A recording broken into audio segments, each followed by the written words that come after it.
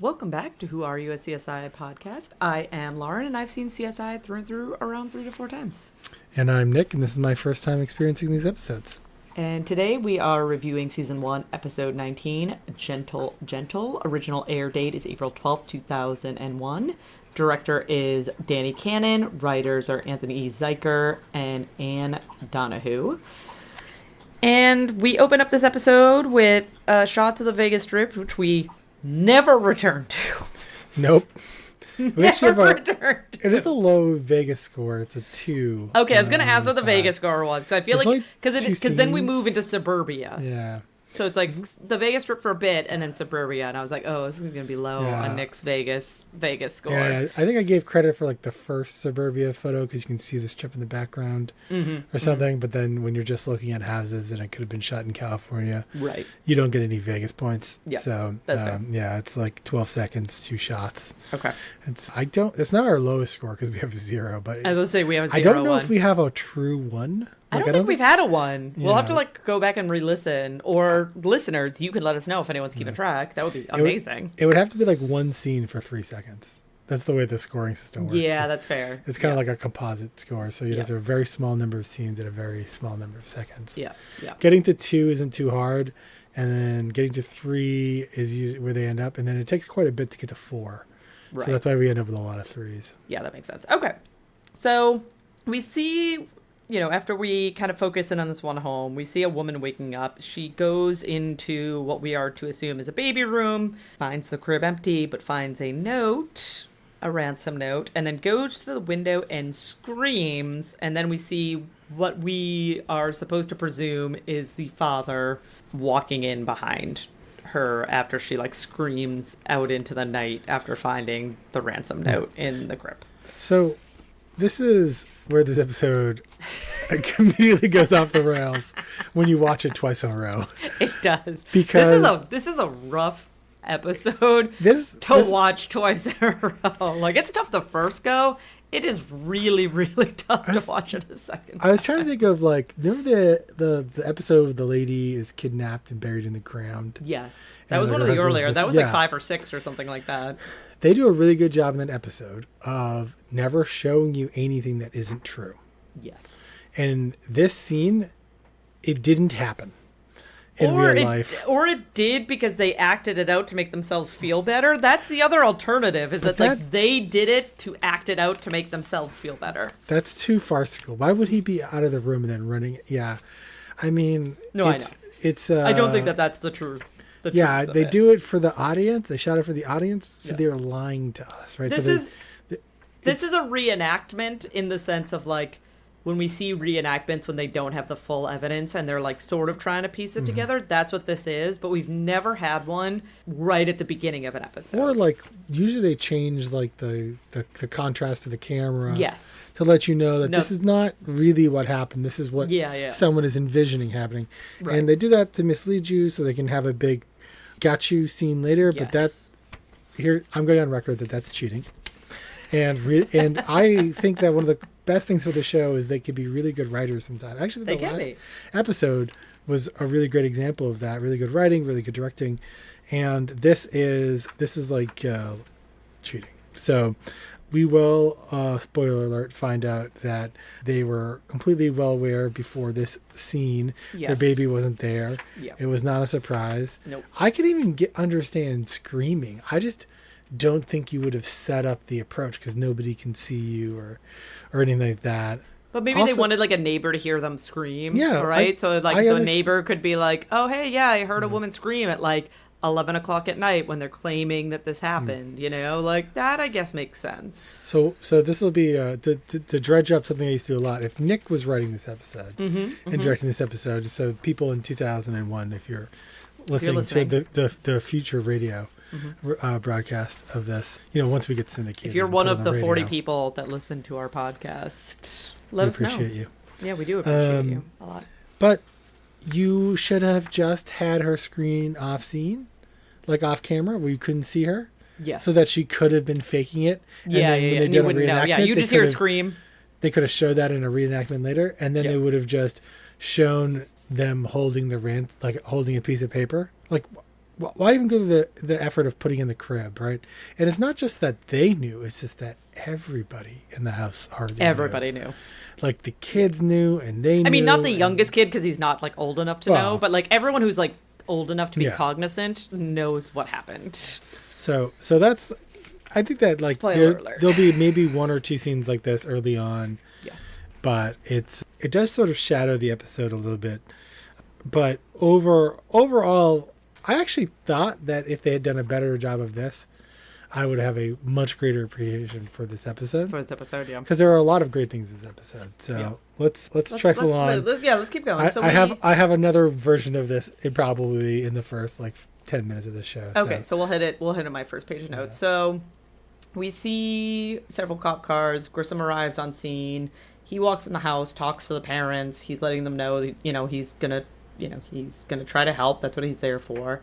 And this is where we learn that the note has no ransom.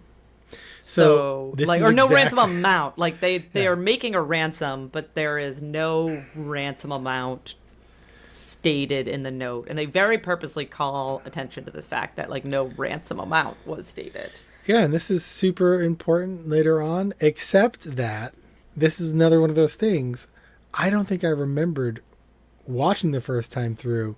The father is like, and they didn't even bother to put a number on the ransom. Like, he makes a big deal out of it. And all I can remember is later in the episode, they make a big deal of the fact that the parents couldn't put a number on their child's life. Right? Mm.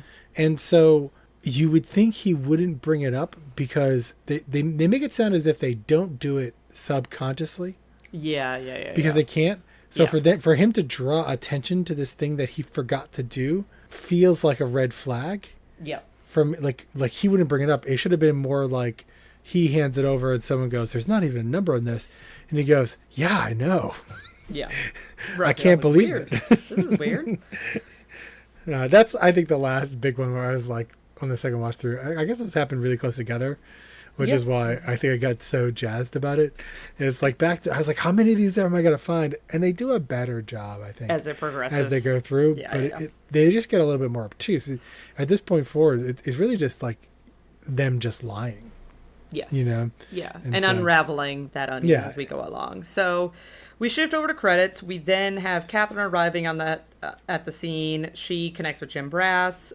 Then we see I guess I assume that it's the FBI with the father because they're setting up to like record the ransom. Yeah, they don't say it at this point. I was like, FBI ?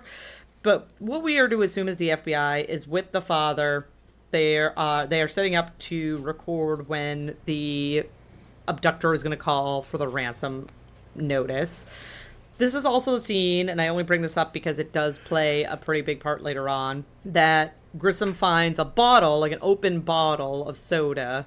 RC Cola. Yeah, in the kitchen, and he asks when it's opened and makes a big deal out of it, and it's like, can I take this? And yada yada. Again, this comes up later. This is why I'm mentioning it. It seems random. I promise, listeners, we are going to loop back around on this one. First time I watched this, I wrote, whatever is going on with this RC Cola bottle is going to crack this case wide open.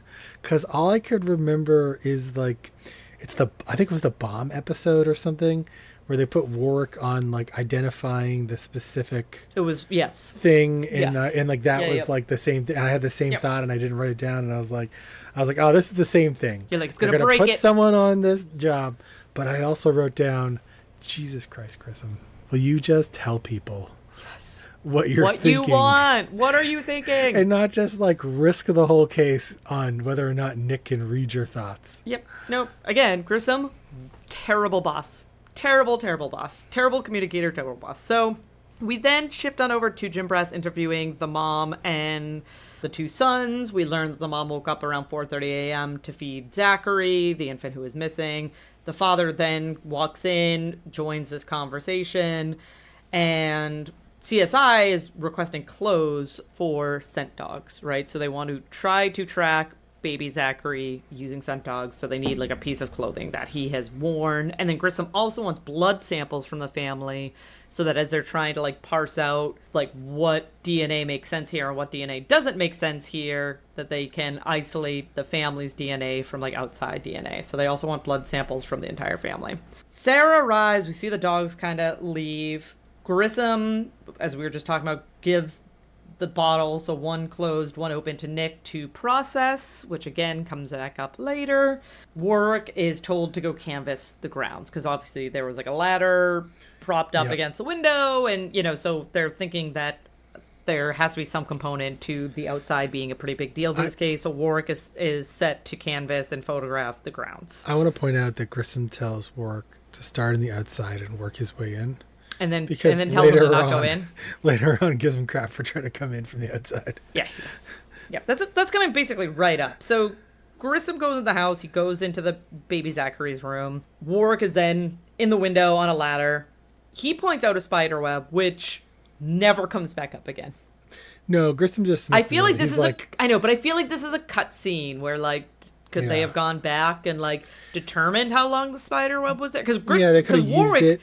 Yeah, because Warwick is like, hey, how would you have gotten a baby out of this window and not disturbed the spider web? And Grissom was like, oh, it only takes them a few hours to build it. So it could have happened after, baby Zachary was kidnapped. And Warwick is kind of like, all right, I guess I'll take pictures of it. And then we never hear about it again. I kind of lost track of it, but I think there may have been a weird scheduling filming thing. Because I think Warwick's only scenes are with Grissom. Like this whole episode, except for maybe like one. He has one with Catherine where they're going. No. He has several. He has one just with Catherine, and then he has one with Catherine and Grissom later on. Oh, okay, yeah. As I said, maybe like later on. So I wonder if like when they originally shot, he couldn't be there, and so like you know what I mean. Like if we're shooting this over the course of a week or something, and he has a thing, and so the actors said they just worked it out. And so to give him something to talk about, they invented this spiderweb thing, but it wasn't really. And then they're just like, oh, well, Grissom's the bug guy, so we'll have him give you a bug fact. Spider could build it that quickly, but all I could think is like, Grissom, you're a bug guy. Take a closer look at this spider. Yeah, like what are we doing? I bet you could tell if a spiderweb nest is like. Yeah, I feel like there has to be soon. There should be some telltale signs. Maybe the spider's already caught and eaten things, and that could tell you that it isn't all new. And so that's why I was like, I feel like this was dismissed very, very quickly. In the scene, we also see Grissom finding a hair. We then go to Catherine. 2 hairs, right? No. That's later? It's later, yes. I had to make note of it. Because I was like, as I was writing notes, I was like, wait. Yep. So he finds a hair in this scene. And then we go to Catherine with the wife in the laundry room. She, picks out the jumper. I call it a jumper. I don't have kids, so I apologize if I'm using the wrong terminology here. Onesie? But like, little onesie, right, for the baby. Kind of cries into it. Her boobs start leaking because she is breastfeeding. This is a 100% natural phenomenon. We're not here to judge by any stretch of the imagination. And now we know she probably hasn't milked or breastfed her child since like 6 p.m. the night before. Yes, right. Yes. So or later on, because they went out. Yes, we later learned that the time of death was around 9 p.m. Yeah. And they left around like 8:30 or something like that. So yeah, it's been a long time. On the second watch through, I was trying to figure out if that was like evidence.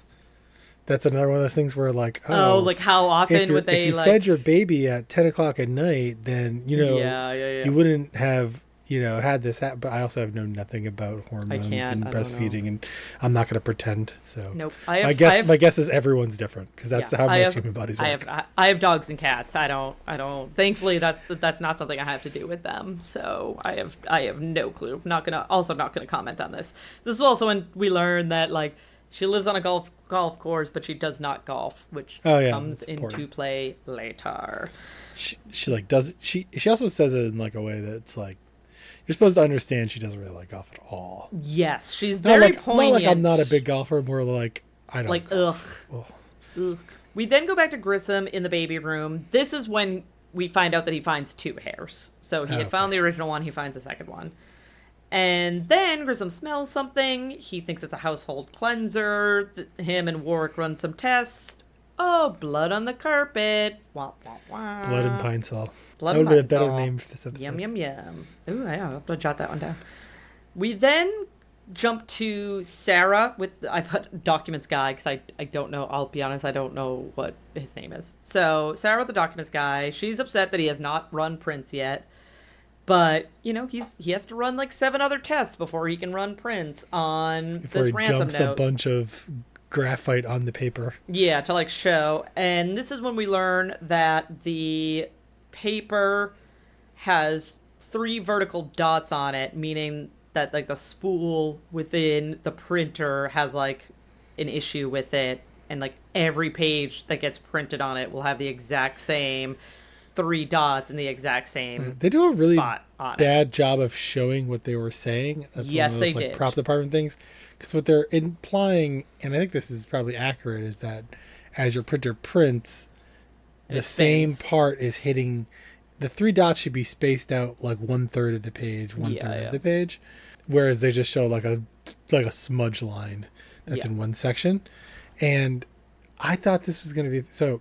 A little background: my dad has sold office equipment, particularly fax machines, copiers, and printers, for much of his life.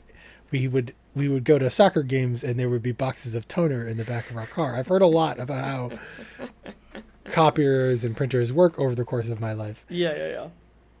I think we're about to get to a scene where she's on the phone outside of the Xerox room. Yes. I thought that was going to be so important. It's not at all. I thought they were going to figure out it was a Xerox and not a printer. Like that was going to be like, oh, maybe it did come from a printer. Maybe they printed it from somewhere and then Xeroxed it. It never comes up. I don't know what the point of that scene was. I don't know. Other than to say she has bad signal. I think it was just to create suspense and bad communication. I don't know. So this episode feels like it went through a rewrite, doesn't it? Yes, it feels like there are like artifacts or reshoots. Yeah, artifacts and weird. I feel like a lot of like. Yes, I agree. I didn't check IMDb or Wikipedia page on this episode yet. So I think this has a lot to do with how highly I view this episode overall. And, I struggle. I did my second watch through today, and oh boy, was it a struggle to get through. Like it literally took me like almost 90 minutes because I just kept pausing it and being like, I'm going to take a break for a bit and like play on my phone, and then I'll get back to watching the episode. Let's see, I'm going to go check the production. All right, so Nick's going to go investigate. As he's doing that, we go to Grissom and Warwick in the garden. The print, like the shoe print they find, they realize it's from the gardener. It should be there. Sarah calls. Grissom tasks her with checking the printers at Anderson's job, because it's not like one of the printers from inside it's his house, but they want to check all the ones that are at his job. Now the scent dogs start barking, and Grissom and Warwick follow, and sadly, spoiler alert, baby body found on the golf course under a statuary. What's so funny about the scene is I thought that like when they found the blood, it was gonna be the baby's. I was like, okay, the baby's dead, right? That's what I wrote down. Yeah. It took a while to get the DNA.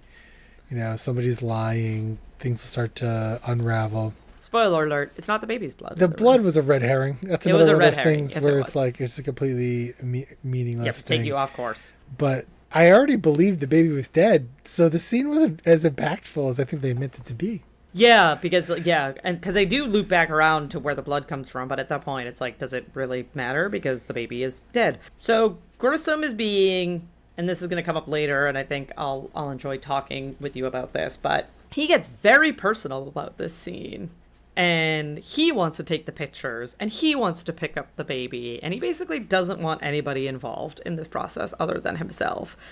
And then after he picks up the baby, we then see Catherine kind of like running over the hill with the parents behind her. Mom realizes that this is baby Zachary. She's screaming and crying. Not a pleasant scene.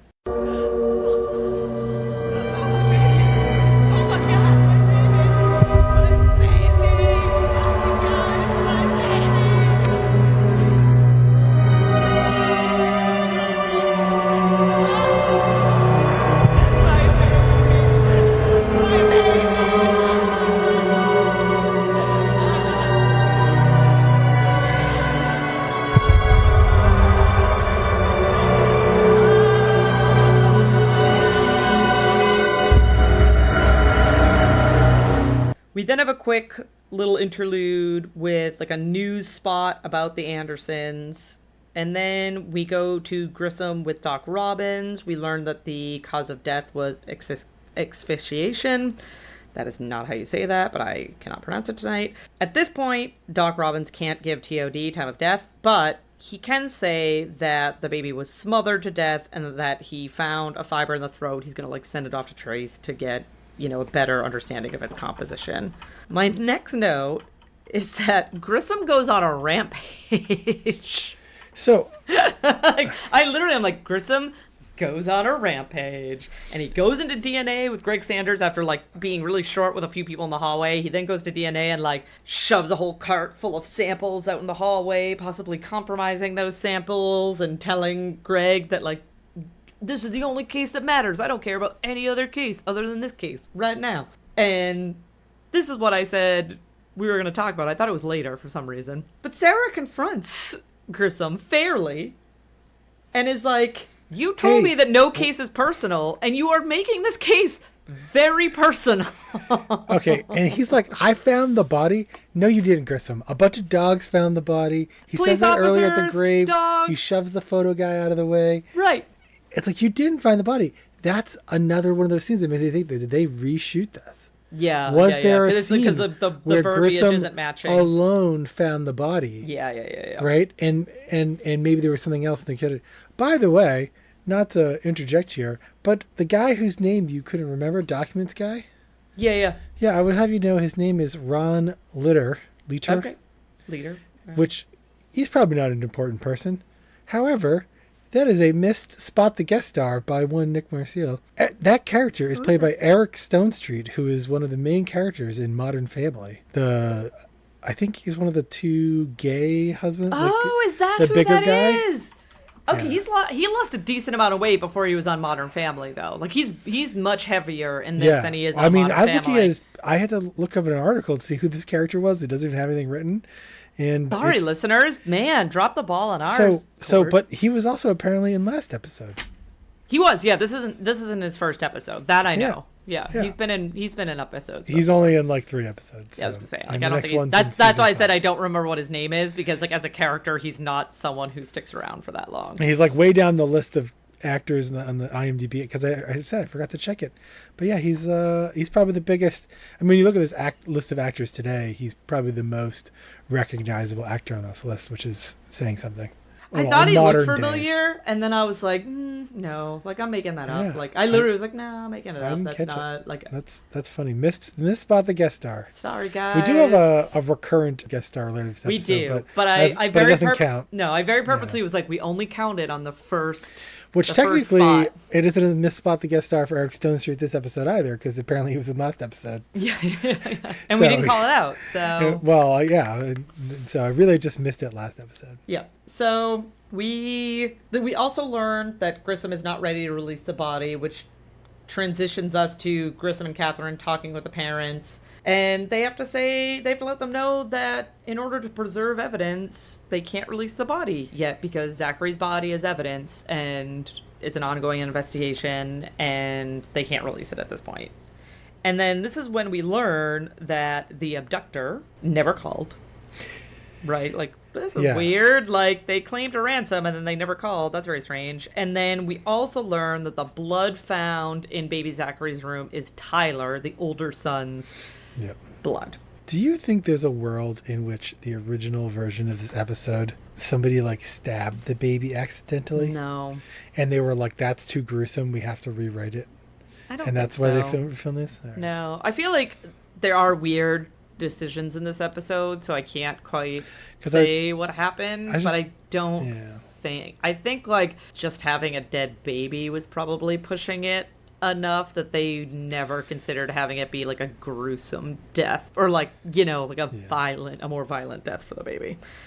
So we head on over to Grissom and Catherine in interrogation with the family. We learned that Tyler, broke the glass accidentally, so he replaced the window. And he cut himself on the glass while he was replacing the window, which is why his blood was on the carpet. We also learned that he babysat last night, so the night that baby Zachary died. And we also learned that he has been expelled from school twice for getting into fights and general ruckusry. So we then go to Grissom and Catherine returning to the house. There's a nice little montage of them searching the house. Grissom's not sure what they're looking for. They're just going to kind of search for it. Grissom ends up finding green tinted stockings/nylons. Catherine finds packaging for a blanket. We then return to the cola bottle. So Nick and Grissom are going over the cola experiment. Nick has sent it out for further testing, but he has done an informal test of sniffing the bottle and thinks that there's the scent of booze associated with the bottle, even though they sent it out for further testing. And this is when we learn that they also sent out like the green tint on the nylons off to trace to try to find out like what is causing this green coloration. Grissom and Sarah are then going over the prints found on the ransom note, and we learned that other than the mom and dad who we expect to be on there, that Nedra Fenway, one of those, depending on what my notes. Sorry guys, Fenway? I have terrible hand. It's probably Freeway. It's Fenway. Is it Fenway? Okay, all right. I'm like, I have horrible handwriting, so I'm like, Fenway, Freeway. Nedra Fenway, his secretary, her prints are also on the ransom note. That's a little funny. And we also learned that it is in the scene that it is her printer in the office that was used to print off the ransom note. This moves us to Grissom interviewing Nedra alongside Jim Brass. They're telling her like, hey, your printer was used to print the ransom note. Your hair was in the baby's crib. This leads us to find out that her and the husband were having an affair, but it ended when the wife got pregnant with Zachary. So when she got pregnant with Zachary, that was the end of the affair. She's like way too chill. She's way too chill. She knows too much. Like, she knows more than she's letting on. They never really follow back up with it. She's sort of like let off the hook in a way, but it makes a big deal about like how not like superficial their relationship was. Yes, like that it was like this wasn't just like a fling. This wasn't just a physical thing. Like, we cared about each other. We loved each other. She's like, I guess I need a lawyer now. I was like, you would have been the guy that you were having an affair with, his baby just died. Yeah, you should probably lawyer up. As we tell our listeners all the time, even if you're innocent, lawyer up. Or at least ask for one. At least ask for one. Lawyer it. I'll buy you some time. Yes. We then go to Grissom interviewing the father by the pool. This is when, he admits the affair, and he explains the hair being found in the crib by saying that Nedra wanted to see Zach to be able to, accept the reality of why they were no longer together. I don't think you were that good in bed, my friend. That's all I could think of is, the only way that she could accept that we couldn't be together was for her to, see my baby. Bring your baby into the office. What is happening here? You're so weird. Ugh. Dude, thinking that he's way more important than he is. And also, when they were doing the baby clothing thing for the sniffing dogs, there's this implication that dad didn't really know, doesn't really spend time with the baby. Yeah. And I thought there was going to come up again with with the affair, he was going to be distant, and nope. Nothing really comes of it. And I was just there's a lot of loose ends in it. There's a lot of stuff tossed out into the ether that never connects to anything else in this episode, and it's very frustrating, especially watching it twice. I think talking about it, I'm realizing how much of that is part of one of the reasons, where the episode starts to fall apart. Yeah. There's a lot of, for everything that's good in the episode, there's just so much flotsam that it doesn't hold. Yeah, it does not. No. This is when we also learn that the bottle was opened 6 hours earlier than the father claims that it was opened. And then someone from the the LA, I put LA Post, but it's probably supposed to be Las Vegas Post. Los Angeles Post? Maybe it's Los Angeles Post. I don't remember. I put LA Post, which should be Los Angeles Post, but I'm they're in Las Vegas, but they're close.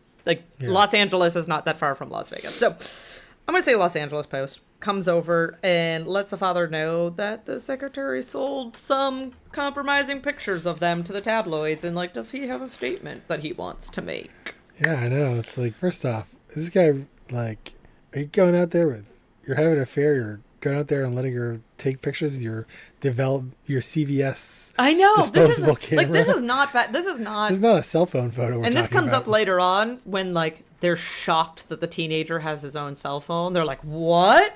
he came from this rich family, so he was able to, like, it's not today where everyone has a phone and everyone has, like, a camera, like, immediately on access. Like, this was back in the day where, like... Nokia days. Yeah, like, you had fairly easy access to pictures, but you had to, like, think about it. You had to get a disposable camera, or you had to have a digital camera. And those were really bad. Yeah, and they were terrible, like grainy, like terrible yeah. pictures. So we mentioned this earlier, but Grissom and Catherine are back with our earlier spot, the guest star, because they're back with the psychiatrist, aka the father from Family Matters. And this is when we learn his theory that sometimes women kill their own children to get back at their spouse. Catherine, fairly, is like, I don't buy this. Why are you always putting it on the woman? Like, wouldn't she kill the spouse for cheating versus, like, her own child? Like, this doesn't make any sense. And Catherine, I agree with you. Jim Brass walks in. We learn that the mother had a, like, child abuse charge leveraged against her many years ago for Tyler, her oldest, regarding shaken baby syndrome. The mother is then coming into CSI headquarters. News is, like, surrounding her, like, paparazzi. Like, she's a super famous person. They're all, like, fighting to, like, you know, get her picture and to, like, yell things at her. And Tyler's the oldest, right? Tyler's the oldest, yes. Yep. And then Grissom has this, you know, pretty solid speech about, you know, the assumption, the presumption of innocence, and that anything beyond that is gossip. Like, we have to wait until we know the facts. Hold your horses, my friends. Also, I like that the press somehow knows that Grissom also found the baby. Yes, they all know, yeah. First off, he didn't find the baby, but I like to think that he's going around leaking to the press that he found the baby. I'm the one who found the baby. Just put that in the fine print, that I'm the one that found the baby. Which is why I assume they think there is a reshooters. I don't know. It's like, the sniffing dogs found the baby, buddy. Yeah. And then the officers alongside those sniffing dogs. And then, like, the other officers that were there before you. The cameraman was there before you. I know. The photo guy, he pushed out of the way. Such a weird episode. I found the baby. I found the baby. I want a t-shirt. That's our first merch. Our first merch. I don't know if I want that to be an angry Grissom going, I found the baby. I found the baby. Give me the credit. We move to Grissom, Catherine, and Jim Brass interviewing Gwen, the mother. I think this is when we learn her name is Gwen, or maybe it was dropped earlier. This is the first time I refer to her as Gwen in my notes. And she tells a story regarding Tyler, that he was choking and that she, you know, shook him to get the food out. And as soon as she realized that, like, her shaking him to, like, dislodge the food caused him to, like, pass out, she called 911. She brought him to the hospital. And then we have, like, sort of awkward transition in the same conversation to Grissom being like, do you know that the golf course paints its grass and these nylons are yours and they're covered in, like, the green paint that's on the golf course that you say you don't golf on, so suck on that. She's like, oopsie. Yep, like, weird. Then, you know, the attorney kind of leads her out. And outside, I will say, by the way, this attorney is the best attorney from a lawyer practice standpoint that we've seen. Yes, in the whole episode. I agree. Which I guess makes sense because he's a rich attorney, but I feel so bad for this guy later on.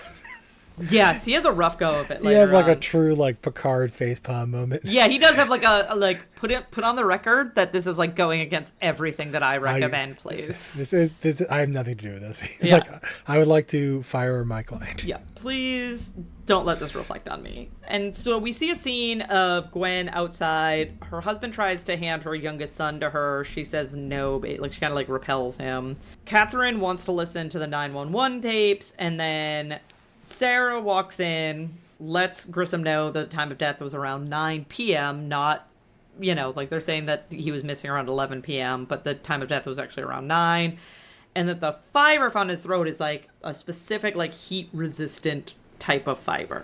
Yeah. And which I'm also, like, all I can think is, like, these people shop at Williams and Sonoma. Yes, they do. This spurs on Grissom and Sarah to return to the house. They're searching the kitchen. Grissom finds oven mitts that are the exact same color of the fabric of the fiber that is in the baby's throat. So I don't know about you. I'm pretty sure half of my oven mitts are, like, actually, I guess I don't know this to be true, but they aren't, like, that crazy exotic of a fiber. You know no, what I mean? Like, do I have it? I might actually have it right here. not viewers that you can see this, but Nick will appreciate this. I had a Halloween/housewarming party this past weekend, and my friend Gina and her husband Mark got me this oven mitt. It's funny. So it has a saying on it that is cool. It does. We've been trying to keep it like not swearing, which is why I'm not going to say what the saying is on the oven mitt, but it's pretty awesome. I like it. I swear a lot in my day-to-day, so I just have to like keep it reined in when we're doing this podcast because I swear a lot. So Nick and I talked about how Warwick is like in just like scenes with specific people in this episode. So we then go to Warwick and Catherine. They're going over the 911 call. We hear Gwen in the background, the mother in the background, saying like, what do we do? And her stress levels show that it's like legit stress levels. Like she's not faking her like, what do we do? She's actually like freaking out. And then this is when I had to like laugh that, you know, Catherine is like, oh, did you check all the phone records? Like, were there any other outgoing calls? And he's like, no. And this is when, again, because this is 2001, Catherine is like, well, did you check under Tyler's name? A rich kid like that would have his own cell phone. And I was like, oh, right. This is like before every kid on the planet had their own cell phone. So that part is true that he would have a cell phone. But it would be under his parents' name, right? But it's going to be in his parents' name. It's going to be in his parents' name. Like, he's not 18. Unless he's getting like a pile of money from his parents and has like a pay-as-you-go phone that he bought and which I don't think told them about. And my guess is that's not it. No. But also, like, since when is every phone call ever made like recorded? So maybe I'm getting ahead of us. So yeah, you are getting ahead of yourself because it ends up not being only his call to 911 is recorded, not the call to his girlfriend. But we'll get there. But they know he made a call. But they know he made a call to his girlfriend. That is not recorded. It is his call to 911 that is recorded. So little history lesson though. Yeah. You're home. You're in your own house. Yeah. You have a cell phone in 2001, and you're telling me that you're talking to your girlfriend on your cell phone, where you pay by the minute, where you get like 120 minutes. It was late enough. Wasn't it free after like a certain time? Free nights and weekends. That's true, and it's late enough in the cell phone. That maybe that was true. Yeah, I can't. Yeah, maybe it was that. Maybe he had free nights and weekends. Maybe he had free nights and weekends. But I'm imagining like the stretch cord. If anyone who's old enough to grow up in a household where you had a telephone cord that could stretch to like 40 feet across your house. Yep. Because your phones used to be attached to the wall. Yep. Welcome to our reality. But that was my one thought, was because I have made the mistake of talking to somebody in my home on a cell phone and getting like, and I'm talking about in like 2005 or maybe 2003, 2004, getting like $100 cell phone bill. Oh yeah. Because I got mine from texting. So yeah. And so my guess is at this point you used to pay by the text, not my friends. Free nights and weekends, but I don't know. Yeah. We'll see. Yeah. So we go to Catherine and Grissom with the family and their lawyers. The lawyers set this, and I guess this is legal. I don't know, but they're basically like, you get 3 questions each, like per member of the family. What does that come from? Where does that come from? What is this? Why even give one? So weird. I don't know what this is. I had to shut it down because I was like, what? And it sort of comes into play later, but not really. So they then say, like, Grissom is like all cocky and is like, we don't need any questions. Here's our reverse timeline of what happens. And basically gives this whole, like, the father went and printed out the ransom note, and the mother wrapped the baby up in a blanket and went to the golf course and put it down, and that's how she got the green paint on her nylons, was from placing the baby down. And then they went and they, he had a drink to decide, like, before they decided what to do with what to do, and then they called 911 and blah blah blah. So they do this whole reverse timeline, and then as they're doing this, Gwen, the mother, then says, I killed Zachary. Yep. I'm the one who did it. He wouldn't stop crying. I just tried to shut him up, and I accidentally smothered him, and I killed him, and it's me, and let's call it a day. So then we go to Warwick in the hallway. He ends up running into Grissom and Catherine, and they're like, oh, case closed. Like, Mom admitted, we presented her with evidence, and like, you know what happens when you present guilty people with evidence. And Warwick is like, not her. She's not the one who did it, because there was an earlier call to 911 that Tyler made wherein he dropped the phone while he was like rushing over to take care of Zachary or to address Zachary. And you could hear him yelling in the background, "What did you do, Robbie?" Which is the younger brother. And this does kind of make sense. And they say he drops the phone.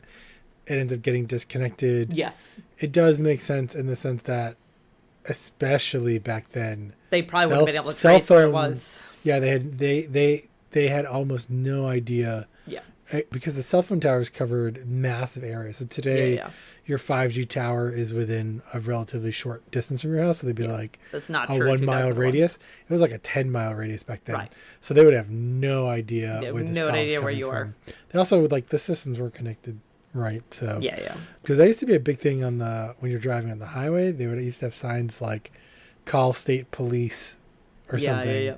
Because they didn't want you calling 911 because then they wouldn't be able to find you or something. And nowadays they're actually basically have location services built in. Yeah. And when you call 911, your GPS basically tells 911 where you are. So then we get to sit down with Tyler. He's talking about how he was watching the two boys, the night before. He ends up calling the girlfriend. He gets distracted. He then, turns around, witnesses, Robbie over the crib. He calls 911, but he drops the phone. The parents come home. And we learn that, all of their lying and this whole showboating was that they wanted to protect Robbie. They didn't want him growing up with the stigma of the boy who killed his brother. Even though they recognize that he's too young to realize what he was doing, they don't want him growing up with that stigma.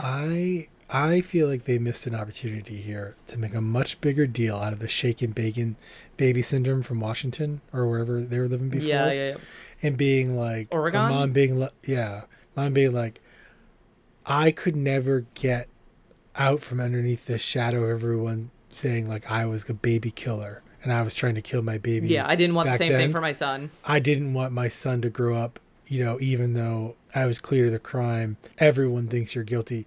They could have made a really big deal out of it through her, and it would have bought it the whole premise so much more. Yeah, it would have been more impactful. We move so quickly from I did it, it's me, and it's walking in the hallway. Work tells you it's not. 5 seconds later. Yeah. We don't stew in it's the mom very long. Yeah, why even put that in the episode? Take the fall. There's no suspense. Maybe there was a commercial break, I guess, but it was so bizarre. I was like, well, you could have sold it a little bit more. Yeah. Maybe we lost that in editing. I don't know. Quite possible. We then go to Catherine. She's at the jail as Gwen is being released. This is where we get the title of the episode, where we learn that Gwen had told Robbie constantly, gentle, when it comes to playing with baby Zachary and interacting with baby Zachary. And Gwen tells Catherine, you must think of us as awful people. And Catherine with a lot of good lines and a lot of solid reads this episode. Is hey, you know what? That close, nobody looks good. I can't judge you if you examined me. My life would look like a mess too. And then Grissom and Catherine escort her out into the maze of paparazzi that are hanging out outside of CSI headquarters or jail headquarters. Guess it's time to move again. But he sold his .com business already, so he's good. Yeah. Well, he has some other company because... Yeah, because he's running a company. He was running another company. Actively running a company. Yeah. He's building another .com company, as one does. So, he's probably gonna get fired from that unless he owns that company, because he did sleep with his secretary and she did post self photos to the tabloids. It's a weird thing of what the ownership is, which... Well, he's good with... I remember they were hooking him up or interviewing him, so he's asking him a question or something. He's like, oh, no, I'm good. I'm in business. I can't be shaken by anything. And then later on in the episode, he's emotionally a wreck drinking his rum and cola. And you're I was like, oh yeah, real good coping mechanism. Yeah, you're great, solid, dude. So we discussed this a little bit, but let's circle back around to it. What did you think about this episode, Nick? Give this 1.5 stars. Fair. I can't give it 1 star because I think I liked it better on the first watch. I think it was probably a 3-star, and then it got cut in half when I watched it a second time. Yeah, I think I did my second watch through today. It was so hard to get through it. I had to keep pausing it and check out my phone or take the dogs out for a walk, take the dogs out in the yard or something similar, because I just was I can't. this episode is so... It's not fun the first watch through. It's okay the first watch through. It is awful the second watch through. When you're forced to realize, like, yeah, like normally CSI leaves you like fun little nuggets to tell you the truth. This one they're like, we're gonna straight up lie to you at the beginning of the episode, and this stuff is just not gonna be true. And haha, now we get like pull the wool over your eyes at the end. Haha, like. Didn't see this coming. It's like, no, I didn't see it coming because you lied to me. Yeah, there's a lot of messy things in this episode, which I think the first time just kind of brought it down a little bit. But like but as like I've been experiencing these episodes, I found that the second watch through, I do like say, oh yeah, they really set this up. Good job. Like good. That's what I mentioned before. They usually have good writing or good directing, and this time it was just like, like it's like buzzer going off in Family Feud. The answer is not on the board. Not on the board. No, it was rough. You did not do this episode justice. No, they did not. This is go ahead. I was saying my least favorite episode since the airplane episode. I was literally gonna say Airplane is still, I think, my least favorite episode. This is probably my second least favorite episode. I think Airplane's still first, and then this one pretty close second. Like this one is it's not like a long runway to this one. It's a pretty short, like little. It's a little challenging to remember the Airplane episode fully. Yeah, because it was like episode 7 several months ago or something. But this is much more fresh in the brain. But yeah, that's the last one that I think was at this level. Yeah. And we've had some slow episodes. We've had some slow episodes, but no, this is... I was like, this is definitely in the bottom 3. This episode is in the bottom 3. But we're also learning. I mean, we already know this about me, but it seems to be turning out to be true for you as well, that we're not fans of the one case episodes. Give us at least 2 cases per episode. Like, there's something about the 1 case per episode that, like, messes with the flow of the show, and I don't tend to like it. Give me more than 1 case per episode, please. Thank you. What's the Buffalo episode? Oh, yeah. I think it's called Buffalo. I think that is the title of the episode. I think it's called Buffalo. That was a good one case. That was a good one. I don't care if there's 1 case or not, but I think you hit succinctly the issue is that they don't do a great job with flow. Yes, when it's one case. Yeah. And I guess maybe, was there a 2-parter episode? I don't know. But yeah. I mean, there are 2-parter episodes, but I don't think we've hit any of the 2-parter. Yeah. We circled back. We circled back on the killer from the first episode, but it wasn't really like a 2-parter because like the second part of it happened much later. Was the first episode a 2-parter episode? Like the first 2 episodes a 2-parter? Sort of, because they like... But there were other storylines going on. There was other storylines going on, yeah. So yeah, I think the truth of the matter is, you're right, is that they don't do the one plot episodes. They haven't done super well historically. No, I don't think so. And we certainly haven't had like top 3 episode come out of one. No, so definitely not. Like Buffalo was pretty good. Like I'll give Buffalo credit. It's definitely the best example so far. Yeah, I think so. It could be the best example 5 seasons from now. I don't know. We'll find out. But maybe that'll be a new leaderboard, is like top 3 one plot episodes. Yeah. And so I think you hit the nail on the head there, though. It's they haven't figured out how to do the episodes very well. No. And they end up with a lot of filler, or they end up, or whatever else it's disjointed, it's chaotic. And, and not flow. And I think they need at least the 2 plots so that you can break up the people, right? Yep. Because there are some characters we don't like. Nick is barely shows up. Nick is barely in this again. I feel like when it comes into these episodes, Nick is like shoved so far out of them. I don't know why. Poor Nick is just like, no, you're not really important. We don't really care what you're doing here. So yeah, that's a good point. But I at least don't personally have anything against the structure of a 1 plot episode. But you're right. They certainly haven't lived up. They haven't made me think that 1 plot episodes are going to be particularly good. Yeah. Well, we go back to a more than 1 plot episode next week with season 1, episode 20, Sounds of Silence. I don't know how many plots there are. Oh, stop it. You'll read the IMDb. Not until after. But I will give a spoiler in the sense of it is more than 1 plot. More than 1 crime scene in next week's episode. So we'll be back next week with that. In the meantime, you can check us out on Facebook, Who Are You, a CSI podcast. We are also on Twitter/X, Instagram, and Threads at Who Are You CSI Pod. You can also email us at whoareyouscsi pod@gmail.com. or use the hashtag WhoAreYouCSIPod. We really enjoy interacting with you guys, so reach out to us on social media. We really appreciate it. Tell a friend about us. Word of mouth is, probably the best way for us to get a wider reach for this podcast. So if you, know a fellow CSI fanatic, let them know about our podcast. We'd really appreciate it. And otherwise, we'll see you next week. No spoilers. No spoilers.